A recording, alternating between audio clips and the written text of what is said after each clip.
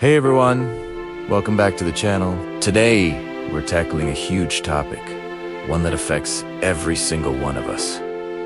What will our planet look like in 2050? This isn't science fiction.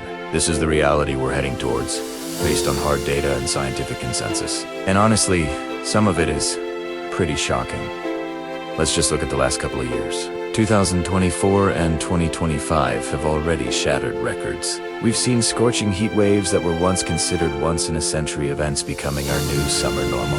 Remember those headlines about wildfires, flash floods, and superstorms? They're not just isolated incidents anymore. They are the clear, undeniable symptoms of a planet in distress. For decades, scientists have been warning us that our reliance on fossil fuels would lead to this. They made predictions, and for a long time, it was easy to dismiss them as distant problems. But now, the future they described is our present. The pace of change is accelerating faster than even many of the pessimistic models predicted. The science is crystal clear. Human activities, primarily the burning of fossil fuels, are pumping greenhouse gases into the atmosphere, trapping heat and destabilizing our climate system. It's a chain reaction, and the changes we're setting in motion today are, in many cases, irreversible. We're talking about melting ice caps, rising sea levels, and ecosystems on the brink of collapse. Think about it. The Great Barrier Reef, the Amazon rainforest, these natural wonders are facing existential threats. This isn't just about polar bears on shrinking ice floes. It's about the very web of life that sustains us all. So, what does this mean for humanity by 2050? The consequences are profound and will reshape our world in ways we're only just beginning to grasp. First, let's talk about where people will live. As sea levels continue to rise, coastal cities from Miami to Jakarta will face constant flooding, forcing millions to abandon their homes. We're not talking about a slow, orderly retreat. We're talking about mass climate migration. Millions, potentially hundreds of millions of people, will become climate refugees, displaced by drought, desertification, and rising waters. This will create immense pressure on resources and could trigger unprecedented geopolitical instability as nations struggle to cope with the influx of people. Borders will be redrawn not by war, but by water. And what about the economy? The costs are staggering. Think of the constant need to rebuild infrastructure battered by extreme weather. Bridges, roads, power grids all will need to be reinforced or relocated, costing trillions of dollars. Agriculture will be hit hard. Changing weather patterns will disrupt crop cycles, leading to food shortages and price spikes. The global supply chain, which we already saw was fragile, will face constant disruption. Then there's the burden on healthcare. The economic cost of treating climate-related illnesses will be enormous. We're re-looking at a future where a significant portion of our global GDP is spent not on progress, but on cleanup and survival. This brings us to one of the most direct impacts. Our health. It's not just about the dangers of heat stroke during a heat wave. Air pollution from wildfires and fossil fuels will worsen respiratory problems like asthma. Warmer temperatures will allow disease-carrying insects, like mosquitoes, to expand their territory, bringing diseases like dengue fever and Zika to new parts of the world.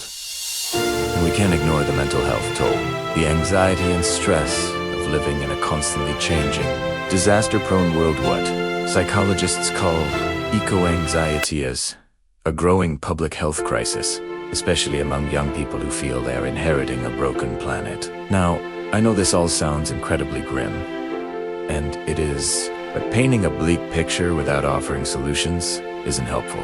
The story doesn't have to end this way. Humanity is resourceful, innovative, and capable of incredible things when we work together. The fight for a stable climate is also a story of human ingenuity. Let's talk about the breakthroughs that are already happening. The revolution in renewable energy is picking up speed. The cost of solar and wind power has plummeted in the last decade, making them cheaper than fossil fuels in many parts of the world. We're seeing incredible advancements in battery storage, which solves the problem of intermittent the fact that the sun doesn't always shine and the wind doesn't always blow. Geothermal energy, tapping into the Earth's own heat, is another powerful, clean energy source that's gaining traction. These technologies aren't just a fantasy. They're being deployed at scale right now, creating jobs and powering our communities cleanly. Then there's the cutting edge of climate tech. Scientists are working on carbon capture technologies designed to suck CO2 directly out of the atmosphere. Imagine giant filters that can reverse some of the damage we've done. There are also ideas around geoengineering, like spraying aerosols into the stratosphere to reflect sunlight and cool the planet. Now, these technologies come with their own risks and ethical questions, and they are by no means the silver bullet. We can't just invent our way out of the problem without changing our behavior, but they represent powerful tools in our arsenal, showing that we are actively seeking solutions. But technology alone won't save us.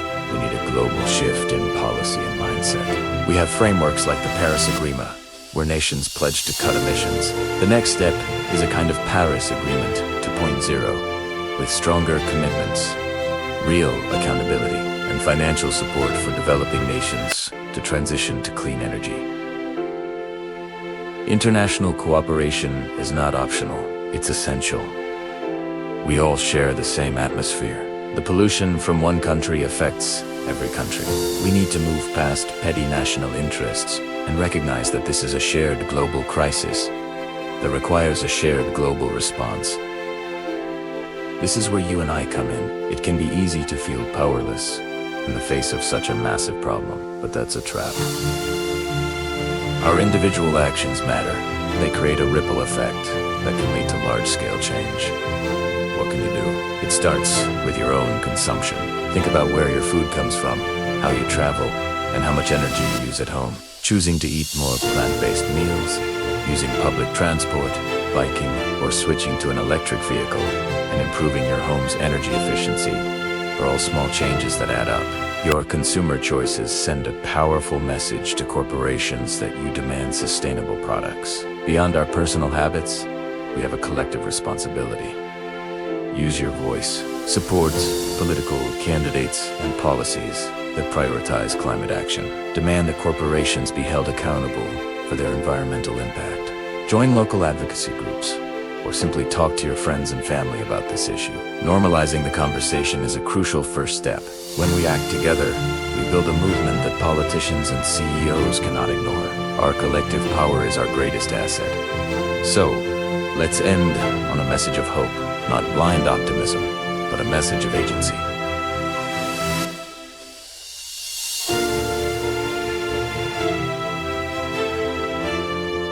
The future is not yet written.